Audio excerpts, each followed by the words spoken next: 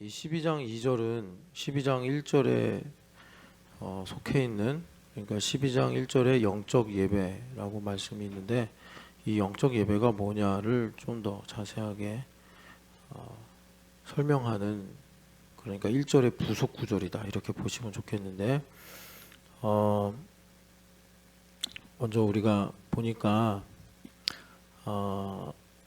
세대를 본받지 말아라 이렇게 말씀하시는데, 충격적인 것은, 그러니까 그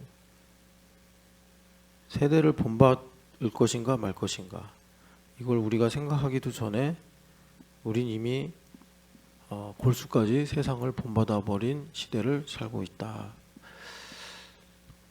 그러니까 이 말씀대로라면, 이 말씀을 읽고 그러면 세상을 본받을 것인가 말 것인가 우리가 고민하고 또 이제 기도하고, 그래서 믿음으로 선택을 해서 나는 세상을 본받지 말아야지, 이제 그렇게 우리가 가는 것이 맞는데, 일종의 좀 페어플레이가 아니죠. 나도 모르게 이미 세상을 상당히 본받아 버렸네. 이걸 우리가 이 말씀을 통해서 이제 깨닫습니다. 여러분들이 그 존 파이퍼 목사님이 조나단 에드워즈 목사님을 소개하려고 쓴 그 하나님 열심이란 책을 조금씩 보고 계시는 걸로 알고 있는데, 거기 보면 또 이제 조나단 에드워즈와 같은 시대를 살아갔던 여러 성도들, 뭐 사역자들, 목사님들, 선교사님들 이야기들이 간혹 나오죠. 저도 그래서 예전에 좀 봤던 책들을 다시 또 보기도 하고 그러는데, 그때가 그러니까 우리나라로 말하면 영조 시대란 말이에요. 텔레비전도 없고 전기도 없고 전화도 없고 뭐 심지어 기차도 없었던 그런 시대란 말입니다. 말 타고 다니고. 그러니까 참 같은 지구지만 전혀 다른 행성의 이야기다 이렇게 이제 보시면 좋겠고, 참 그분들이 이제 우리랑 좀 약간 이 격세지감이 있어가지고 차이는 있지만 우리가 또 이제 믿음을 공유하고 있기 때문에 정말 이것이 진리구나 흠모하는 마음이 생긴단 말이에요. 그런데 그와 동시에 우리가 요즘 애들이 말하는 현타 같은 것이 와가지고 이게 가능할까, 이제 이런 또 낙심이나 절망 이런 것들이 생기기도 합니다. 텔레비전이 이제 발명돼 가지고 각 가정에 보급이 될 때 예수님 믿는 사람들이, 물론 이제 깨어 있는 뭐 지성인들도 저거는 바보 상자다 이제 그렇게 말했지만, 과연 기도를 할 수 있을까? 텔레비전이 각 가정 거실에 놓이는 이 시대에 크리스찬들이 기도 경건을 유지할 수 있을까? 여기에 대해서 상당히 우려하고 회의를 품었단 말이에요. 지금은 뭐 텔레비전은 전혀 위협이 안 되는 느낌이죠. 위협이 사라진 게 아니라 그거보다 더 독한 놈들이 많이 나와가지고, 참 우리가 이제는 기도하고 경건 생활을 유지하는 게 가능할까 해서, 이제는 여기서 우리가 신앙을 지키고 구원받는 게 가능할까, 사실 그렇게 생각하는 것이 좀 더 객관적이고 현실적이지 않을까, 이런 생각도 하게 돼요. 그런데 일단 여기 보니까 이 세대를 본받지 말고 라고 하는데, 뭐 이제 우리가 이 세상의 풍조라고도 말할 수 있는 거죠. 그 에베소서 2장을 보면은 우리가 허물과주로 죽어서 내 마음대로 살 때 보면 세상의 풍조를 따라서 살았는데, 그 세상의 풍조를 따라 산 것이 알고 보니까 공중권세 잡은 자의 뜻을 따라 살았다. 그래서 바울 사도가 엄밀하게 말씀하시는 것이 로마서 6장에 세상에는 오직 노예밖에 없는데 두 종류의 노예가 있다. 의의 노예가 있고 죄의 노예가 있다. 그렇게 말한단 말이에요. 그래서 죄의 노예는 자기 마음대로 살아서 자기가 전혀 종이라고 생각을 안 해요. 그래가지고 예수님께서 자유에 대한 설교를 하실 때 유대인들이 뭐라고 그랬냐면, 우리가 종된 적이 없는데 왜 우리 보고 자유하라고 하느냐, 이제 이런 말을 했단 말이에요. 그러니까 진짜 종인 사람은 내가 전혀 종이라는 생각을 이제 못하고, 그런데 진정한 자유는 그러니까 로마서 6장에 말씀하는 것처럼 의의 이제 노예로 살아가는 겁니다. 그래서 오늘 우리가 방금 전에 이제 기쁨을 가지고 기도를 했는데, 이 기쁨에 대해서 지금 우리가 그 또 한편으로 염두에 두고 듣는 것이 함수라는 이 말인데, 우리 마음에 그 속을 알 수가 없는 함수가 있다. 그런데 이 함수에는 일종의 알고리즘이나 또 우리 아이들이 수학에서 배우는 식이 있어가지고 일정한 결과들이 나온다. 그래서 우리가 뭐 수년에서 한 10년 정도 이렇게 한 사람을 쭉 지켜보면은 좋든 싫든 간에 하나의 일관성이 있단 말이에요. 일관성, 뭐 행동의 패턴이나 계속해서 여러 가지로 나오는 결과물들의 통일성, 이런 것들이 있는데, 이제 그런 것들을 이면에서 좀 다스리고 영향력을 주는 것이 함수다. 그래서 그 함수에는, 그러니까 이제 문제가 뭐냐면 원수마귀가 이제 거짓말을 심어 놓는다는 거예요. 거짓말. 그래서 기쁨에 관한 거짓말 중에 하나가, 이게 저를 이제 한번 살펴본 겁니다. 저를 살펴볼 때 기쁨에 대한 거짓말 중에 하나가, 인위적인 것은 참된 기쁨이 아니다. 이제 이런 말. 그러니까 제가 이렇게 생각해 볼 때 그런 함수가 왜 생겼을까 했더니, 뭐 이제 친구들하고 심심하면 극장에 가서 본 영화들, 그 영화들 보면 재밌기도 하고 감동도 있고, 또 지금과 다르게 뭐 청소년 때나 대학 때는 영향을 크게 받잖아요. 크게 받고. 그러니까 이런 거예요. 제가 그 군대 가기 전에 98년도에 대한민국에 엄청난 기록을 세운 영화 중에 하나가 타이타닉이었습니다. 요즘에는 영화가 그렇게 개봉이 되면은 뭐 며칠 있다가 사라지잖아요. 회전이 엄청 빠른데, 옛날에는 뭐 OTT 이런 게 없어가지고 한번 이제 흥행이 되면 6개월도 넘게 그 간판이 걸리기도 했어요. 지금은 뭐 전혀 이제 상상할 수 없는 일인데, 옛날에는 극장가가 다 종로에 있었고 그런 시절인데, 그 타이타닉 보면은 그 잘생긴 주인공이 포카 같은 걸 하죠. 그래가지고 타이타닉 그 뭐랄까 티켓을 tab니다. 우연이죠. 따가지고 그 이제 아일랜드 사람인데, 그 당시 이제 아메리칸 드림이 절정에 있을 때니까, 야 이제 미국에 가자 해가지고 타이타닉을 탔는데, 거기서 케이트 윈슬렛을 만나죠. 그래가지고 신분과 이런 어떤 배경의 차이를 넘어서 정말 격정적이고 정말 진실하고 정말 운명적인 이런 만남을 갖죠. 그리고 죽죠.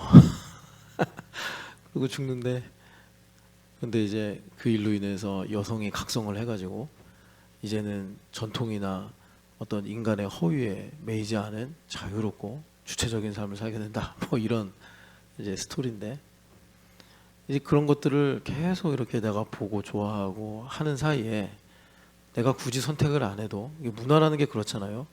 내가 의지적으로 선택을 하고 고집을 세우지 않아도 그냥 스며들잖아요. 문화라는 게 스며들어 가지고 나의 생각을, 나의 마음을, 의식을 강력하게 지배하는 게 문화란 말이에요. 그러니까 기쁨이라는 건 노력하면 안 되고, 기쁨이라는 것은 내가 의도적으로 추구하는 게 아니다. 기쁨이라는 것은 우연에 의해서 갑작스럽게, 요즘에 제가 그 오이디푸스 얘기 자주 하는데, 그리스 신화에 나오는 것처럼 신탁에 의해서 거스를 수 없는 이런 식으로 이제 기쁨을 규정이 된, 저에게 기쁨이 규정이 된 거예요. 근데 우리 여기 이제 어머님 두 분이 계신데, 그리고 우리 온라인에도 여기 어머님들 계신데, 어머님들은 아실 거예요. 그렇게 살면 얼마나 인생이 고달프고 힘든지. 예. 예, 그렇단 말이에요. 기쁨은, 그러니까 그런 것들이 문화를 통해서 학습이 돼가지고, 사실요, 성경에서 말하는 기쁨 있잖아요. 항상 기뻐하라. 그리고 빌립보서에도 기뻐하고, 내가 다시 말하노니 기뻐하라. 그 기쁨은 학습을 해야 되는 기쁨이에요. 학습을 해야 되는 기쁨이에요. 그리고 학습 정도가 아니라 고단한 훈련이 요구될 수도 있어요. 어쩔 때는요, 정말 내가 원하는 것과 반대로 가는 것 같은 오래 참는 시간도 요구될 수가 있어요. 인생 살아보니까 그렇더라고요. 그런 타이타닉 같은 데서 이렇게 사람들에게 감동을 주고, 거기 보면 뭐 이제 셀린 디옹이 노래를 부를 때 이렇게 바다에서 이렇게 막 하면서 이렇게 하잖아요. 거의 흉내내다가 여러 사람 바다에도 빠졌다 그러고. 그런데 그런 기쁨이 있을 수 있죠. 여행을 가거나 또 뭐 누군가를 만나거나. 근데 뭐 우리 어머님 연배가 안 되더라도 제 나이 정도만 돼도 다 그거요. 부질없는 짓인 거 알잖아요. 그러고 저녁 먹을 때 쌈박질하고 그러고서 뭐 이제 또 다음날 뭐 또 서로 갈등하고 그게 인생이잖아요. 그렇게 해놓고서. 그러니까 영원한 것은 없구나. 참된 것은 무엇일까? 이제 인간이 그렇게 자문하게 되는데, 그래서 이렇게 문화에 의해서 길들여진 우리가 기쁨이라는 것은 우연적인 것이어야 되고 계획하지 않은 것이어야 되고 마음에서 자연 발생적이어야 돼. 이런 거의 절대에 가까운 이런 원칙을 가지고 기쁨을 찾으니 우리 마음에서 무슨 선한 것이 나오겠으며, 죄인인 인간이 어떻게 깨우치고 훈련하고 자기를 절제하지 않고 하나님의 기쁨을 공유할 수 있겠냐 이 말이에요. 죄인인 우리 인간이. 그러니까 우리 예수님 믿는 사람들이 애매하게 사는 거예요. 예수님 믿는 사람 구원 받았대. 세상 사람들이 모르는 기쁨을 내가 알고 있대. 그런데 예수님 믿는 사람들 얼굴 보면 죽상해. 다 하여튼 그런 우리들이 이제 모습을 실제로 본단 말이에요. 이런 것들이 세상을 본받은 결과더라라는 겁니다. 세상을 본받은 결과더라. 사실 억울하죠. 그런데 우리가 이 세상에 살면서, 이 시대에 살면서 편리함을 취할 수 있는 반면에 이제 이런 것들도 함께 내가 허락하지도 않았는데 내 것이 돼버려서 이제 뭐 그냥 작은 문제 정도가 아니라, 이 기쁨은 성경에서 보니까 엄청난 큰 기쁨인데, 중요한 주제인데, 제가 또 저의 함수를 살펴보니까 무슨 게 있냐 봤더니, 목사인데 이 성경하고 참 내가 멀리 있구나 이걸 많이 느낀 게, 기쁨을 약간 이제 우리가 영화를 볼 때 재미 요소 있잖아요. 그런 느낌으로 생각하더라고요. 재미라는 게 본질적이진 않잖아요. 있으면 더 좋고 없을 수도 있고 뭐 다른 걸로 대체를 하거나 그럴 수도 있는.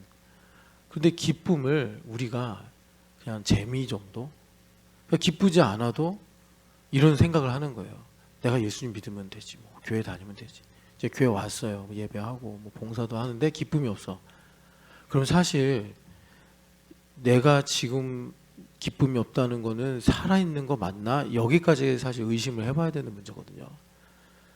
그런데 기쁨이 없는데 내가 뭐 이제 목사로서 뭐 맨날 강단에서 설교하고 사람들 만나서 설교하고 가르치고 이러면 그냥 그래도 뭐 나쁘지 않게 사는 거 아닌가, 이런 타협 같은 거를 저도 하고 있더라고요.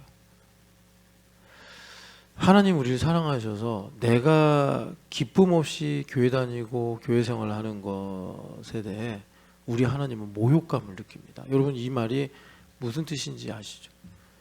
내가 누군가에게 되게 관심과 사랑이 있는데 그 사람이 나와 함께하는 모든 일에 있어서 기쁨이 없어요. 그리고 나중에 왜 이렇게 기쁨이 없어? 라고 물어보니까 이제 그런 끔찍한 말을 하는 거죠. 어쩔 수 없이 내가 지금 이러고 있는 거다. 그러면 우리가 그럴 수 있죠. 누가 너보고 어쩔 수 없이 이렇게 살으래? 기쁨을 갖고 살아? 그러면 하나님하고 거의 이별 직전에 파국으로 가는 겁니다. 그래서 우리가 사실 정말 예수님 믿고 제대로 살려고 한다면 기쁨이 없는 거에 대해서 의심하고 문제의식을 갖고, 그래서 내가 그동안 기쁨이 없는 이 일로 인해서 약간 마약을 하듯이 세상에 쾌락과 자극을 추구하지 않았나, 이런 생각들도 우리가 좀 살펴봐야 되는데, 제가 이 세상을 본받지 말고의 말씀을 좀 풀어서 예와 함께 설명드리려고 좀 이렇게 말씀을 드렸어요. 그래서 제가 재밌는 문장을 하나 발견했는데, 스캔들 오브 이벤젤리컬 마인즈란 책이 있어요. 우리나라에서도 번역이 된 책인데, 복음주의 지성의 스캔들인가 하여튼 뭐 제목이 비슷하게 번역이 됐는데 거기 보면은 대표적인 문장이 이거 있어요. 복음주의 지성의 스캔들은 복음주의 안에 지성이 없다는 것이다. 여러분 이것이 우리 교회에 상당히 그 중요한 그러니까 의미를 갖고 있는데 그 책을 쓰신 분이 왜 그런가 그 이유를 말하는데 이런 거예요. 그러니까 성경을 보면은 저 공중에 나는 새를 봐라. 하나님께서 저 새를 먹이시지 않느냐. 그러면서 예수님 뭐라고 그러시냐면 너희는 저 새들보다 귀하다. 이렇게 이제 말씀하셨어요. 그런데 여러분 이 말씀이 마태복음 6장에 있는 얘기인데 그러면서 예수님께서 말씀하시려고 하는 건 뭐예요? 그 말씀을 갖고 쭉 이어가셔서 하나님의 나라와 의를 구하라 이거예요. 그러니까 하나님을 기뻐해라, 하나님을 즐거워해라. 그런데 사람들이 이제 세상을 본받아 가지고 하나님을 기뻐하고 즐거워하는 일을 말하면 막 즐거워하고 기뻐하지 않아. 그게 뭔데? 약간 퉁명스럽고 그리고 뭔가 효과가 나타나야 되는데 그런 게 없어요. 그러니까 어디를 되게 강조하냐면 너희들은 새보다 귀하다. 이걸 엄청 강조하는 거예요. 저 새를 봐라. 예수님 말씀하시지 않냐. 니들 새보다 귀하다. 그러니까 거기에도 복음적인 요소가 있잖아요. 하나님의 위로와 또 격려와 또 은혜가 있잖아요. 그래 나는 새보다 귀해. 여기서 끝나. 그걸 주님께서 말씀하시는 의도가 그러므로 너희가 그의 나라와 그의 의를 구해야지 하나님의 풍성하신 은혜와 사랑을 누리고 살 수가 있어. 하나님을 기뻐하고 살아야 돼. 이 말씀 하시려고 예수님께서 빌드업을 쭉 해가신 건데 여기 예수님의 본론을 얘기하면 뭐 사람들이 이거 다 이미 알고 있는 건데 뭐 이러거나 아니면 하나님의 나라와 의보다 지금 난 당장 현실의 문제를 해결하는 게 필요하니까 거기에는 별로 그렇게 감흥이 없는 거예요. 말을 해보면. 그러니까 이제 어디로 가냐면 새보다 귀하다 하면서 새 이야기, 사람이 새보다 귀한 이야기 여기에 이제 집중을 하는 거예요. 이런 거를 이제 그 책에서 뭐라고 그러냐면 이제 실용주의다 그래요. 실용주의다. 그래서 우리가 실용주의적인 이런 성격을 좀 더 다른 말로 표현하면 소비주의다. 사람을 나의 소비적 대상으로 그런 거예요. 그러니까 이것도 기쁨하고 좀 연결되는 건데 나에게 저 사람이 얼마나 유용하냐, 가치가 있느냐 이걸로 내가 저 사람을 평가하고 본단 말이에요. 하나님께서 저 사람을 얼마나 귀하게 여기시냐, 저 사람에게는 하나님의 영광이 무엇이냐. 예수님은 그걸 보셨기 때문에 나다나엘에게도 너의 속에 간사한 것이 없구나. 시몬을 볼 때도 너를 개발하리라. 주님 그러신 거예요. 그 사람의 어떤 유용함, 저 사람이 나에게 얼마나 도움이 될까, 나에게 얼마나 잘할 수 있을까.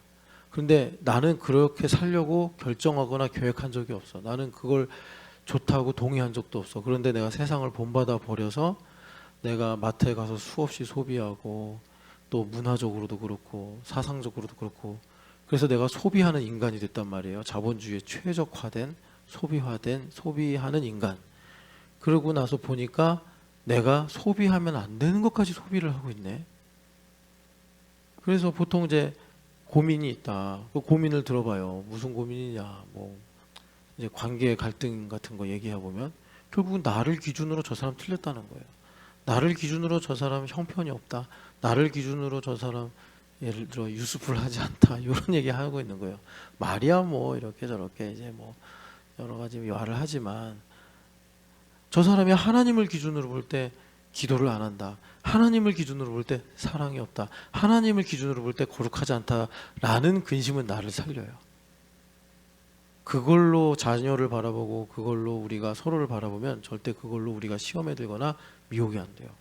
오히려 그게 당장엔 좀 부정적인 문제의식 같지만 사실은 고린도 후서 7장에 있는 것처럼 우리를 회개하게 하고 우리를 더 간절하게 하고 우리를 더 나중에는 거룩하게 만드는 하나님 뜻대로 하는 근심이 돼요. 그런데 나를 기준으로 봐서 저 사람은 이렇다 저렇다 그렇다 이렇게 얘기하는 거는 사실 제일 먼저 이제 나를 이제 삭막하게 하죠. 삭막하게 하나님보다 확 멀어지게 만든 거예요. 그런데 이런 모든 것들이 세상을 본받아 버려서 그런 거예요. 그래서 참 우리가 이런 문제들을 보면서 하나님께 은혜를 구해야 되는데, 그 아까 나눴던 기쁨 이야기 합시다. 이 기쁨을, 이게 저도 다시 20년 만에 그 존 파이퍼 목사님 책을 보면서 이 기쁨이, 그러니까 내가 뭐 하나님께 무슨 능력을 받아서 뭐 하나님 나에게 정말 기적을 주셔서, 근데 그런 것도 기쁨이 있는데 여러분, 그런 기쁨은 하나님 잘 안 주시는 이유가 우리를 균형 있게 성장하지 못하게도 만들고, 사람들끼리도 그렇잖아요. 저 사람하고 맛있는 거 먹는 게 기쁨이 되면, 먹는 거는 뭐 몇 번 더 먹을 수 있을지 모르지만 그 사람과 정말 이 대화와 알무로 인한 기쁨은 멀어지잖아요. 그런 것처럼 하나님도 기쁨이라는 게 본질이 하나님 자신이 기쁨이시거든요. 창조주이시면서 기쁨이시거든요. 우리가 지금이야 이제 기후가 너무 이상해져 가지고, 정말 오늘 신문에 그 헤드라인 보니까 우리나라가 방콕이나 타이페이보다 덥대요. 밤에도 그렇고. 그러니까 이렇게 자연이 몸살을 앓는 것도요, 사실 우리 예수님 믿는 사람들의 이 믿음하고 연결이 안 될 수가 없는 거예요. 그러니까 이런 열기와 혼돈과 또 재앙과 같은 산불, 또 지금 돌핀이 중국으로 간다는데 엄청난 그 태풍이라고 하잖아요. 여하튼 간에 이런 것들이 그냥 하나님께서 우리한테 보여주시기만 하는 것이 아니라 우리의 영적인 기상도도 함께 주님께서 보여주시는 것이다. 그래서 그 조나단 에드워즈 목사님 책을 쭉 보니까 우리가 하나님의 기쁨을 알려면 두 가지가 필요한데, 지성과 사랑이더라라는 거예요. 그런데 저도 참 이 말을 읽으면서 다시 회개하게 되는 게, 사랑이라는 게 이제 다른 말로 말하면 이제 감정, 이걸 가리키는 거거든요. 그런데 느껴지지가 않아요. 그러니까 뭔가 하나님의 영광 느껴지지가 않아요. 뭐 가령 이제 쇼츠 같은 거, 쇼폼으로 나오는 이런 영상들 보면은 진짜 1분이든 30초든 간에 이목을 확 끌잖아요. 뭐 그게 어떤 주제에 관한 것이든. 근데 영광, 거룩 끌어당기질 않아요. 이거 참 어떡하냐. 그리고 이해, 제가 이해 부분도 심각해서 좀 말씀을 드릴게요. 한번 여러분 들어보세요. 성자와 성부 사이에 영원토록 무한히 거룩한 인격적인 사랑의 교제가 발생합니다. 신적 본질 자체는 사랑과 기쁨으로부터 흘러나오거나 존재하며 뿜어져 나옵니다. 그래서 사랑과 기쁨 안에 있는 신성은 다른 실존 방식을 대표합니다. 또한 거기로부터 삼위일체의 세 번째 위격이신 성령님께서 나오십니다. 제가 한글로 읽었으나 하나도 이해가 안 되시죠? 이게 우리 이해력이에요. 근데 우리는 이제 이런 지문을 보면 어렵잖아, 이런 말 해요. 그런데 여러분, 단어 하나하나 떠보면 전혀 어렵지 않아요. 논리가 우리에게 이렇게 납득이 안 되는 거예요. 그만큼 우리가 되게 충동적이고 감각적이고 뭐라 그럴까, 자기중심적인 그런 상태가 된 거예요. 그러니까 하나님께서 언어를 만드시고 언어를 매개로 하나님의 은혜와 하나님의 신성과 뭐 이런 것들을 우리에게 전달하시는데, 우리 인간의 뭐 뇌라고 해야 될까요?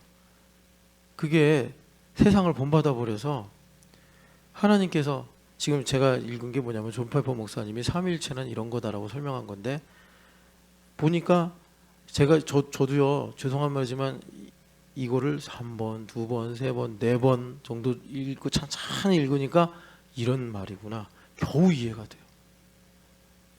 이제 이해와 사랑이 하나가 돼서 이제 믿음으로 가는 것일 텐데, 와, 조나단 에드워즈 목사님이 한 말을 한번 읽어볼게요.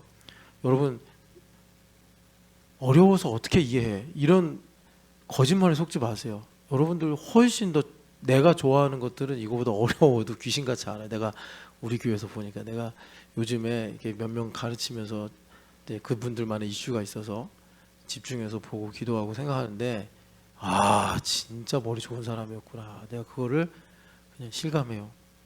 그러니까 여러분들이 제발 이 신앙이나 말씀에 대해서 들으면서 특별히 이제 존 파이퍼 목사님 쓴 요즘에 추천하는 책 어렵다 속지 마세요. 어려운 게 아니라 나와 상당히 이질적이구나. 그렇게 보셔야지 공정하게 우리가 자신과 하나님의 말씀을 볼 수가 있어요. 조나단 에드워즈 목사님이 하신 말씀인데 성부는 가장 우선적으로 시작이 없는 가장 절대적인 방식으로 존재하는 하나님 또는 가장 직접적으로 존재하는 하나님이시다. 성자는 하나님의 이해에 의해서 발생하는 또한 자신에 대한 생각을 가지고 있으며 이러한 생각으로 존재하시는 하나님이시다.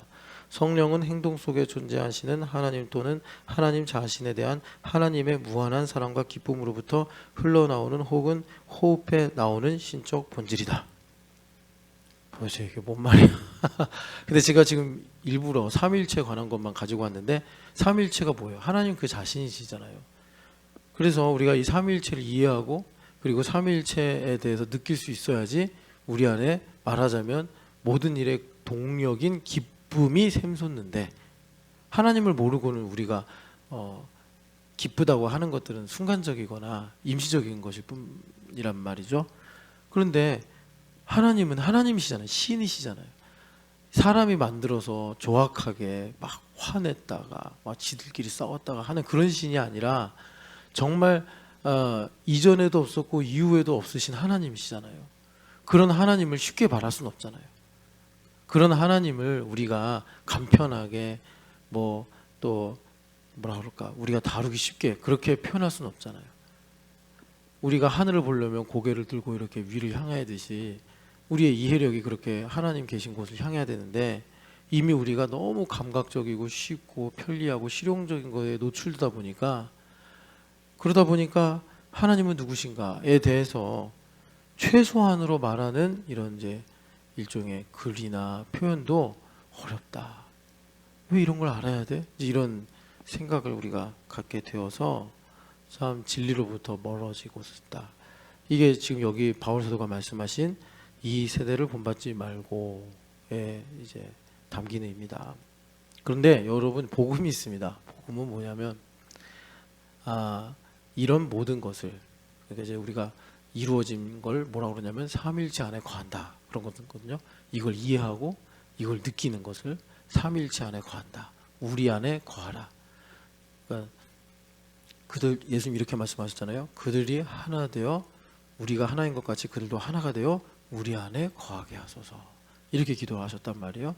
그 일이 어떻게 이루어지는 거죠? 교회됨의 복음으로 이루어지는 거예요. 그래서 여러분 여기 이제 1절 2절이 그 로마서 1장부터 11장까지 모든 내용을 끌고 오면서 적용으로 우리한테 주시는 말씀이에요. 한마디로 묶은 거예요. 11장까지 모든 말씀을. 그래서 너희들이 영적 예배자로 살아야 되고 영적 예배자로 산다는 것은 이 세대를 본받지 말고 마음을 새롭게 함으로 변화를 받아 하나님의 뜻이 무엇인지 분별하고 사는 거야. 그러기 위해서 3절부터 13절의 말씀이 쭉 나오는데 3절부터 13절을 쭉 읽어보시면 에베소서 요약판이네. 교회됨으로 살라는 얘기네. 교회가 되어서 섬기고 살라는 얘기네. 우리 그렇게 이제 보게 되는 거예요. 교회됨이 뭐냐? 전 참 그 질문은 좋은 거라고 생각을 해요. 교회됨이 뭐냐? 교회됨이 뭐예요? 근데 한편은 그런 것도 맨날 말하는데 왜 또 묻지? 그래서 교회됨은 뭐냐면 머리 몸이요. 머리 몸. 개미는 머리 가슴 배 있잖아요. 교회는 머리와 몸이라고. 머리와 몸. 그래서 머리와 몸이 뭐냐 도대체. 그러니까 몸이 있는데 몸이 머리 뜻대로 움직인다. 그럼 이제 보미 집사님의 여러 지체가 있잖아요. 손, 발, 코, 눈, 귀 다 있잖아요. 근데 재밌는 건 자세히 보면 눈은 눈을 위해 살지 않아요. 코는 코를 위해 살지 않아요. 코는 코 외에 다른 걸 위해 존재해요. 그래야지 코가 코가 돼요. 이게 몸에 있는 진리예요. 손은 손을 위해 살지 않아요. 손은요, 손 말고 다른 애들을 위해 살아요. 머리가 간지러우면 긁어주기도 하고, 우리 애들 코가 막혀있으면 코도 파고 손이 아예 더러워 코 안 파. 담비야, 그지? 다 자네 애들이. 보배야 누가 보배를 저렇게 기절을 시켰나. 그러니까 몸을 가만히 보면요, 몸은요 이제 각자 여러 모양들이 있는데 자기를 위해 살지 않아. 그러니까 우리가 교회가 됐다는 건 뭐예요? 전보미 사님이 자기를 위해 살지 않는 거예요. 때로는 발을 위해 살고, 때로는 귀를 위해 살고, 때로는 뭐 입을 위해 살고. 입이 배가 고파 그러면 이제 그럼 손이 먹어 떠져. 손은 자기 먹지도 않아요. 네. 그러니까 사실 엄밀히 말하면 뭐예요? 뇌를 위해 사는 거잖아요. 뇌, 머리를 위해 사는 거잖아요. 모든 지체가. 그래서 이런 유기적인 관계를 가져서 예수님과 하나가 되는 리얼리티가 있는 곳이 교회예요. 교회됨의 복음. 그래서 우리가 교회가 되어 살면 예수님과 하나가 되어서 어디로 들어가는 거죠? 성삼위 하나님 안으로 들어가는 거예요. 지금 제가 존 파이퍼 목사님과 조나단 에드워즈 목사님이 자신들이 기도하면서 예배하면서 발견한 삼위일체의 진리에 대해서 여러분들에게 이제 읽어드렸잖아요. 물론 여러분들도 다시 책으로 보면서 계속 읽고 묵상하면 이해가 되실 거예요. 시간이 좀 걸리는 거예요. 그만큼 우리가 세상을 본받아 버렸어. 본받아 버렸어, 세상을. 그래가지고 참 삼위일체 진리는 어떻게 보면 신앙의 정수인데, 하나님 자신이시니까. 근데 이런 일들이 우리한테 이렇게 멀리 있게 느껴진단 말이에요. 먼 세상 이야기죠. 그런데 이런 시대 속에서 우리에게 하나님께서 구원의 복음으로 주시는 메시지가 뭐예요? 교회가 되면 우리가 좀 부족하고 더디고 연약하더라도 주님께서 머리로부터 흘러내리는 기름 부음으로 내가 사실 지성으로 다 납득을 하고 사고작용을 통해서 이해하지 않더라도 내 것이 되게 하시는 거예요. 그래서 이 포도나무와 그 가지의 이야기처럼 교회됨은 우리에게 방주같이 너무나 중요하고, 오늘날 이거 외에는 제가 다른 방법을 아직은 못 찾았으니 여러분들이 만약에 이것 말고 더 좋은 방법이 있거나 그만한 일이 있다면 추천해 주시면 좋겠고, 이거 외에 없어요. 제가 아직까지 살펴본 바로는. 사실 우리한테 이렇게 삼위일체보다 어떻게 보면 논리적인 순서나 생명을 위해서 가장 중요한 게 죄사함의 확신이거든요. 저 솔직히 여러분들 죄사함의 확신 있을까? 제가 시비를 안 걸어서 그렇지 여러분들 그냥 망각을 죄사함의 확신으로 가지고 살걸요? 우리가 이 죄를 지으면 죄의식과 죄책감이 오잖아요. 죄를 짓거나 죄를 발견하면. 그런데 하나님께서 사실 그 망각을 사용하시기도 해요. 시간이 지나면 기억이 안 나기도 하시고. 그래서 예전에 제가 제자도 하면서 당신 옛날에 그런 말 했잖아요. 그러면 제가요? 이러더라고요. 망각의 은혜구나. 다 잊어버리는 것도 감사한 일이에요. 지금 저렇게 이제 다 졸고 있는 우리 아이들도 부모님 속 그렇게 썩이면서도 다 망각을 하니까 사는 거죠. 얼마나 우리도 말 안 듣고 살았어요. 그런데 죄사함의 확신도요, 사실은 이 머리와 연결돼서 하나님께서 공급을 하셔야지 정말 리얼리티로 우리 안에 있는 거지 망각만으로 되는 게 아니에요. 망각만으로. 그래서 여러분, 그럼 죄사함의 확신이 무엇입니까? 여러분들이 물어볼 수 있는데 그것만 제가 간단하게 말씀을 드리면, 죄사함의 확신이 어디까지 가야 되냐면, 그러니까 용서까지 가야 돼요. 그러니까 그게 무슨 말이냐면, 우리가 죄를 지었잖아요. 근데 그리스도 예수 안에서 로마서 5장의 말씀처럼 죄가 있는 곳에 은혜가 더욱 넘쳐 하나님의 신묘막측하신 섭리로 하나님께서 나의 연약함을, 나의 이 죄됨을 겸손하게 낮추시는 레버리지로 삼으셔가지고 하나님께서 행하신 일까지 가야지 내 마음에 확신이 생겨요. 안 그러면 그냥 감정적인 상태, 뭐 이 정도에 불과해요. 그래서 그럼 우리가 이제 교회가 되어서 살 때 어떤 일이 일어나냐? 어떤 일이 일어나냐면, 여러분, 세대를 안 본받으려면 어떻게 해야 돼요? 마음이 새롭게 되어 변화가 돼야 돼요. 여기서 마음은 여러분 성경에도 보면 이 마음을 가리키는 단어가 많아요. 왜냐하면 그리스도인들이 계속 철학 공부하면서 수백 년 동안 이 마음이 뭘까? 이 마음에 뭔가 답이 있는 것 같은데 마음이 뭘까? 해가지고 마음을 여러 가지 단어로 표현을 했어요. 여기서의 마음은 뭐냐면 내가 생각을 하거나 느끼는 기능을 하는 마음이에요. 그렇게 설명을 해드릴게요. 투박하지만 그게 계속 업그레이드가 돼야 돼요. 우리 이제 뭐 소프트웨어나 OS 같은 거 컴퓨터로 사용하면 시기에 맞게 업데이트 해주잖아요. 우리가 교회가 되어서 마음이 계속 새로워져야 돼요. 예. 그래서 아이들이 신앙생활하기 유리한 게 뭐냐면 얘네들은 아직 마음이 형성이 안 돼 있어요. 우리들은요 일종의 틀이 형성돼 있어요. 그래가지고 안전하게 살아가는 것도 있지만 한편으로는 이것들이 이제 고집이 되거나 또 굳은 마음이 돼가지고 참 우리한테 이제 문제를 많이 일으키죠. 자, 머리와 몸이 연결돼 있다. 그러면 어떤 거냐면 우리 마음을 머리이신 예수님께서 밭을 일구듯이 계속 기경하신다. 마음을 새롭게 하길 원하신다. 그래서 에베소서에 보면 그 내용이 자세히 나와 있는데 에베소서 한번 보실래요? 에베소서 4장 보면은 우리가 이제 교회가 되어서 어떤 일이 일어나냐. 에베소서 이제 4장 16절이 교회됨의 정점인데 그래서 마디가 연결되고 결합이 돼가지고 머리로부터 우리에게 하나님의 은혜와 사랑이 이제 공급이 된다. 그러면서 이제 교회에 관한 설명이 다 끝나는 거예요. 그러면서 17절부터 적용인데 17절 18절 같이 읽어보겠습니다. 그러므로 내가 이것을 말하며 주 안에서 증언하노니 이제부터 너희는 이방인이 그 마음에 허망한 것으로 행함같이 행하지 말라. 그들의 총명이 어두워지고 그들 가운데 있는 무지함과 그들의 마음이 굳어짐으로 말미암아 하나님의 생명에서 떠나 있도다. 아멘. 여기 보면 마음이 두 번 나오죠. 17절에 한 번 나오고 18절에 한 번 나오는데 18절의 마음은 17절의 마음과 달라요. 우리나라 말로 보면 똑같지만 18절의 마음은 속사람이라고 보시면 좋겠어요. 그래서 속사람이 굳어지는 거예요. 히브리서에서 경고하는 거랑 같은 이치예요. 마음이 굳어지면 내 안에 성령 하나님 아무 일을 못 하시는데 이게 계속 쌓이고 지속이 되면 성령 모독죄로 간다.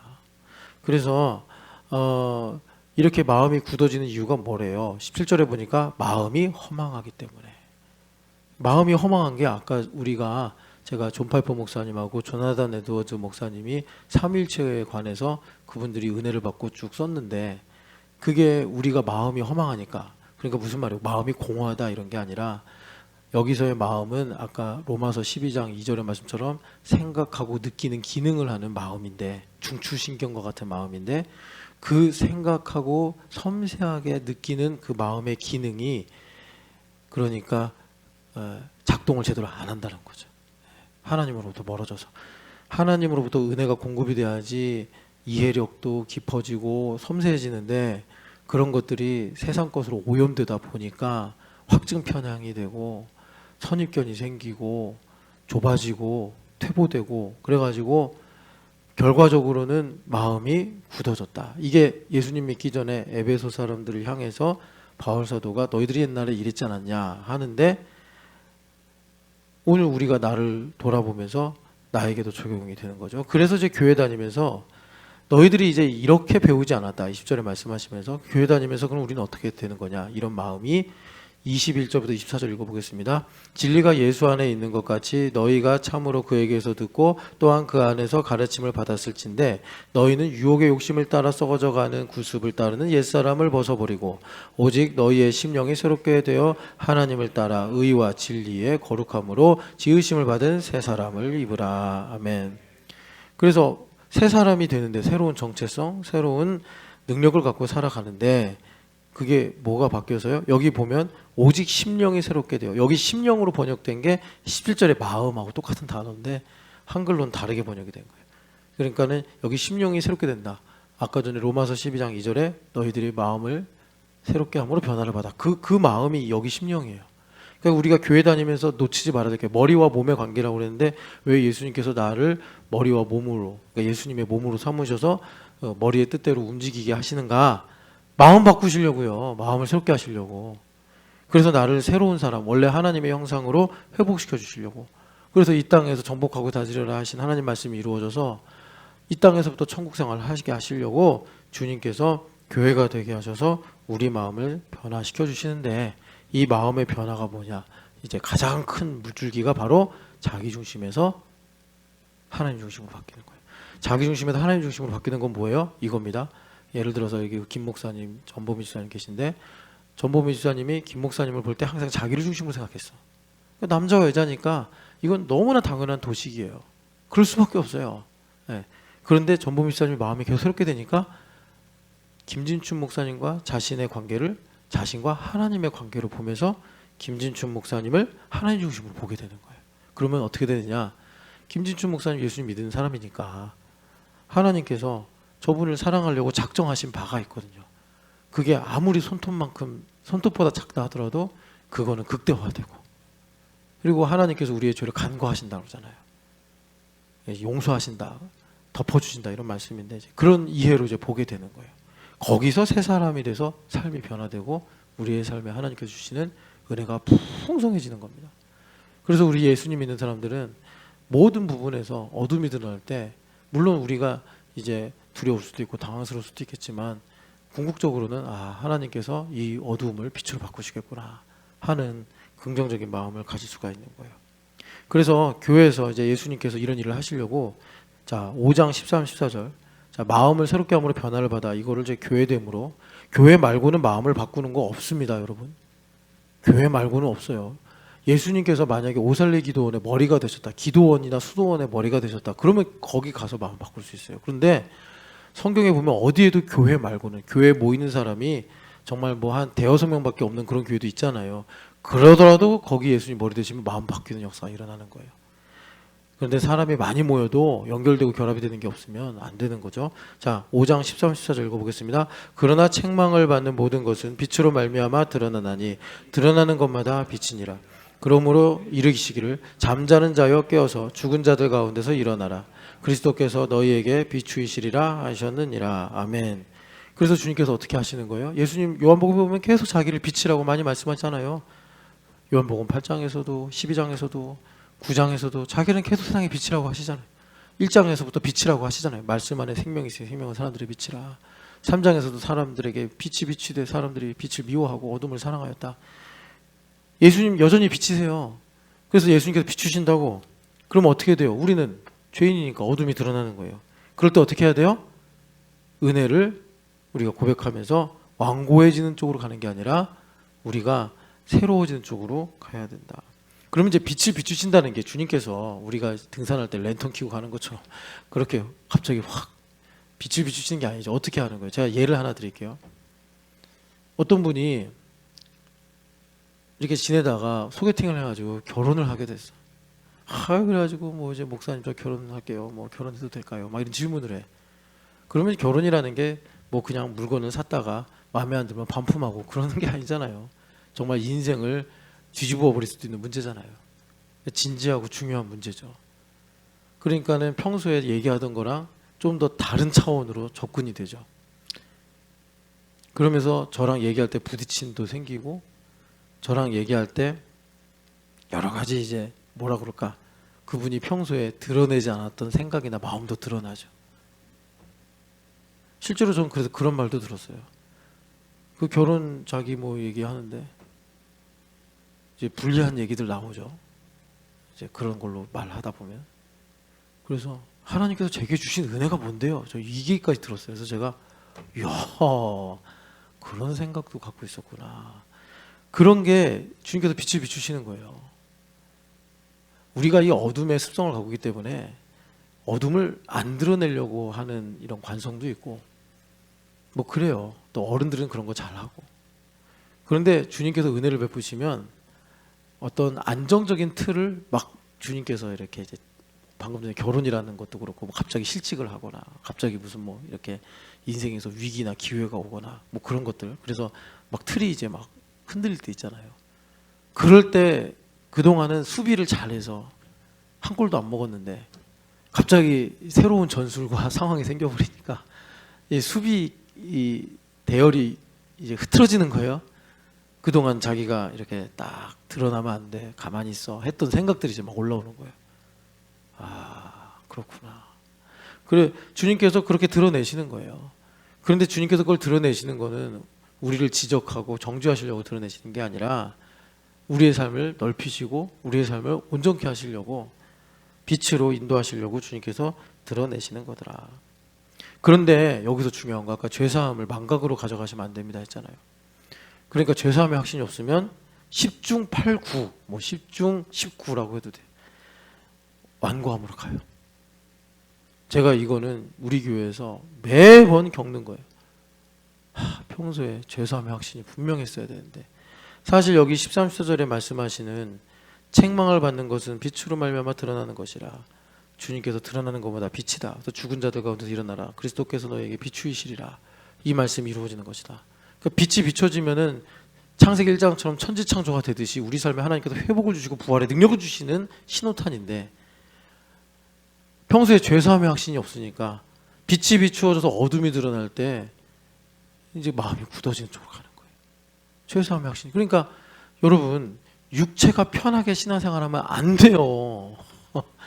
신앙생활의 기준이 뭔지 저도 잘 모르겠어요. 사람마다 다르니까. 어떤 사람은 일주일에 한 번 교회 와도 되고 어떤 사람은 새벽마다 와서 교회 와야 되고 그거는 뭐 제가 이것을 획일화시켜서 여기까지가 최소한의 기준입니다 이렇게 말하고 싶지 않아요. 하나님을 궁색하게 만들고 싶지 않아서. 하나님은 사랑이 크시고 무한하신 분인데 이런 인간의 행위 따위로 어떤 건 되고 어떤 건 안 된다 이렇게 말하고 싶지 않다고. 부모님이 날 낳아주신 게 사랑이잖아요. 여러분 이건 이제 이해가 되시죠? 부모님이 날 낳아주신 게 사랑이에요. 나에게 얼마나 많은 재산을 물려줄 수 있냐가 사랑이 아니고 나에게 내가 자라는 동안 얼마나 잘해주셨느냐 그것도 이제 연장선으로 보면 사랑이긴 한데 그냥 우리가 이제 한 인간으로서 이 땅에서 잘 서가지고 살아가기 위해서 부모님의 사랑이 뭐냐 그냥 날 있게 해준 게 사랑이라니까. 내가 없으면 아무것도 없다고. 불평할 것도 없고 내가 뭐 저기 할 것도 없단 말이에요. 그냥 날 낳아주신 게 사랑이라고. 그게 하나님으로부터 온 사랑이라 이 말입니다. 그러니까 무슨 말 하는 거냐면 주님께서 우리에게 그러니까 은혜와 사랑을 주시는데 이걸 갖고 뭐 일주일에 한 번 나오냐 새벽 예배 몇 번 나오냐 뭐 기도 얼마나 하냐 이걸로 우리가 하나님의 사랑을 논할 수 없단 말이에요. 나를 만들어주신 것 자체가 사랑인데 그 나머지는 우리가 그 사랑에 대해서 얼마나 알고 또 반응하느냐 이거잖아요. 그게 나를 위한 일이지 어떻게 그게 하나님을 뭐 우리가 말을 표현인즉슨 영화롭게 한다지만 그걸로 뭐 하나님께서 영광에 더 늘어나시고 더 커지시고 하는 게 아닌데 우리 그런 식으로 말하면 안 된단 말이에요. 그러니까 다시 여기서 말씀을 드리면 죄사함의 확신을 가지고 기준으로 말하면 제가 이제 경험해 본 바 죄사함의 확신을 가지려면 몸이 조금 힘들어야 돼. 잠 좀 덜 자야 되고 이제 하루가 바쁘더라도 시간 쪼개서 기도 좀 해야 돼. 제가 뭐 기도 1시간 이상 해라 막 이렇게 말 안 할게요. 예전에는 그런 얘기 좀 했는데 여러분들이 시간을 쪼개서 10분이라도 기도하면 복된 거예요. 그렇게 해서라도 우리가 평소에 깨어 있어서 죄사함의 확신을 가지고 있어야지 주님께서 참 우리 김찬양이 열심히 기도하고 교회 봉사하니까 우리 찬양이 삶 좀 넓혀볼까? 찬양이 기도대로 좀 지경을 넓혀볼까? 해가지고 이제 빛을 비추신단 말이에요. 창세기 1장의 말씀처럼 김찬양의 인생에 빛이 있으라. 그럼 어둠 가운데 빛이 쫙 나왔단 말이에요. 그때 김찬양 집사님이 하나님 날 이렇게 많이 사랑하셨군요. 이제 이렇게 되는 거예요. 그런 빛이 비춰지는 순간이 어쩔 때는 가까운 신나리 자매의 허물을 보는 거일 수도 있어요. 아니면 직장에서 스트레스 크게 받는 거일 수도 있어요. 이제 그런 가운데서 우리가 실망하거나 낙심하거나 두려워하지 않고 하나님 새 일을 행하시려고 하는구나. 빛이 있으라 하시고 이제 주님께서 빛과 어둠을 나누시고 궁창을 나누시고 주님께서 내 삶에 빌드업을 해가셔서 마침내 내가 정복하고 다스리면서 하나님의 나라가 임하게 만드는 그런 지경을 넓히시겠구나. 이렇게 우리가 가서 교회됨으로 하나님의 경륜의 편승이 되고 하나님의 만물통치가 나타나는 인생을 산단 말이에요. 그래야지. 자, 그래서 여러분 아까 전에 읽었던 로마서 12장 2절 말씀, 그렇게 우리의 마음이 새롭게 됨으로 변화를 받아야지 그런 주님께서 빛을 비추실 때 어둠이 드러나는 가운데서도 하나님의 선하시며 하나님의 온전하시며 하나님의 기뻐하시는 뜻이 무엇인지를 내가 마귀한테 속지 않고. 마귀는 그런단 말이에요. 빛을 비추면 거봐 또 이러면서 우리를 미혹하려고 그런단 말이에요. 우리 안에 심어놨던 여러 거짓말들이 갑자기 막 자기 존재감을 들춰내면서 우리를 혼란스럽게 만들려고 할 때 우리가 성령 하나님의 기름 부으심을 떠나서 하나님의 기뻐하시는, 하나님 날 기뻐하셔서 이런 것을 행하시는구나. 나는 불완전하여도 하나님은 온전하시니 이 어둠을 빛으로 바꾸시겠구나. 하나님은 선하시니 지금 당장은 내가 슬프거나 내가 어렵게 느껴지더라도 하나님은 이것을 다 그 슬픔과 두려움을 기억도 안 나게 만들 만큼 선하신 일로 정령 바꾸시겠구나. 이런 소망을 갖고 우리가 이제 그 하나님의 복음의 신비를 깨닫고 하나님의 지경이 넓어지는 삶을 살게 되더라라는 것입니다. 여러분, 이렇게 오늘 새벽에 마음이 변화되시기를 축복합니다. 하나만 더 읽어볼게요. 그러니까 우리가 읽었던 로마서 12장 2절 말씀 직전에 1절 있자고 그러잖아요. 1절의 마지막에 뭐 영적 예배니라. 그런데 여러분 거기 가서 보면은 번역이 약간 까다로워요. 그래서 각주가 붙었어요. 그래서 합당한 예배니라. 근데 예배도 정확한 번역은 아니고 의식이다 이렇게 번역이 돼야지 조금 직역이면서 좀 정확해요. 그러니까 여기 영적이다라는 말은 사실 합당한, 그러니까 합리적인 이런 원래 단어인데 이게 이성 갖고 말씀하는 건 아니니까 성령 하나님께 합당한 의식이니라. 그런데 여러분 그 의식이라는 게 뭐냐면 출애굽기 12장을 한번 보세요. 오늘 이거 갖고 좀 기도하세요. 출애굽기 12장을 보면은 주님께서 우리가 하나님께 드리는 그 예식, 의식 중에 대표적인 게 유월절이잖아요. 유월절 예식을 두고 주님께서 이렇게 말씀하십니다. 12장 24절 5절 같이 읽어보겠습니다. 너희는 이 일의 규례로 삼아 너희와 너희 자손이 영원히 지킬 것이니 너희는 여호와께서 허락하신 대로 너희에게 주시는 땅에 이를 때에 이 예식을 지킬 것이니라. 아멘. 우리의 삶이 하나의 예식이라는 거예요. 제가 지금 경섭이 놓고 기도 많이 하고 있거든요. 근데 누나들은 기도를 안 하네. 그 누나들은요, 조그만 누나 맞나? 조그만 누나 안 왔네. 예. 그러니까 예전에도 그 경섭이 군대 갈 때 누나들이 다짐했어요 저한테. 경섭이가 군대 가는 동안 제가 새벽을 지키겠습니다. 하나도 안 지키고. 근데 경섭이가 저 감사한 게 지금 오랫동안 얘도 연단 받는 중이죠. 그래가지고 구직을 하는데 용기를 낸 거예요. 좀 편하게 갈 수 있는 길을 버리고 정말 하나님의 소명을 찾겠다 해서 서울 올라와서 지금 참 경섭이 나름 고생하고 있어요. 그런데 그래도 얘가 어제도 이제 기도한 거 보니까 참 감사하더라고요. 그러니까 경섭이가 하나님 저에게 힘을 주세요 이렇게 기도를 하더라고요.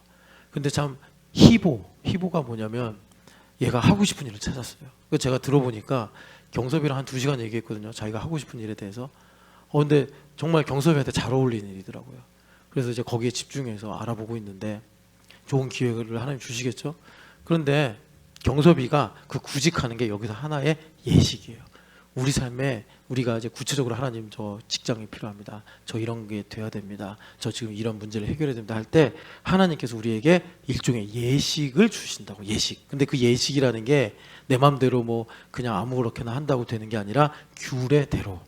그러니까 옛날에는 하나님께서 이렇게 텍스트로 문자로 규례를 주신 거 아니겠어요? 6월절엔 이런 걸 해야 된다. 그런데 이제 나의 삶에 하나님께서 새 일을 행하실 때 규례가 있는데 이 규례는 그러니까 영적인 문자란 말이에요. 영적인 규례란 말이에요. 그 영적인 규례가 뭐겠어요? 매일매일마다 나를 향하신 하나님의 선하시고 온전하시고 기뻐하신 뜻이란 말이에요. 그래서 그 규례가 여러분 6월절에 보면 규례가 하나입니까? 뭐 양 한 마리만 드리는 것도 여러분 얼마나 섬세하게 규례가 많아요.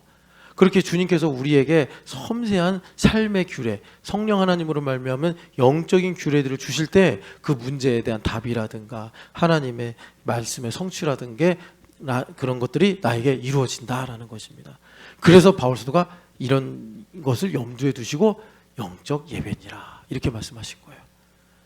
여러분 그런 삶을 규모 있게 세우시는 이 영적 예배자들 되시기를 축복합니다. 오늘도 여러분 하루를 그냥 덥다고 보내시면 안 됩니다. 하나님은 이 가운데 합당한 예배자로 세우시기 위해서 우리에게 선하시고 온전하시고 기뻐하시는 뜻을 반드시 나타내십니다. 여러분 그렇게 삶을 세워가시기를 축복합니다. 사랑하는 하나님 아버지, 주님은 여전히 일하시고 하나님의 영광을 위해서 쉬지 않고 일하시는 줄을 믿습니다. 교회가 되어서 하나님의 선하시고 온전하시고 기뻐하시는 뜻이 머리이신 그리스도께 있사오니 오늘도 바울사도처럼 그리스도를 얻기 위하여 모든 것을 나에게 배설물과 같이 여기면서 그리스도 예수 안에서 나를 발견하는 믿음의 승리하는 하루가 되게 하여 주시옵소서.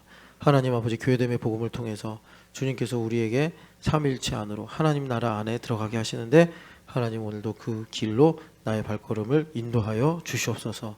살아계신 예수님의 이름으로 기도합니다. 아멘.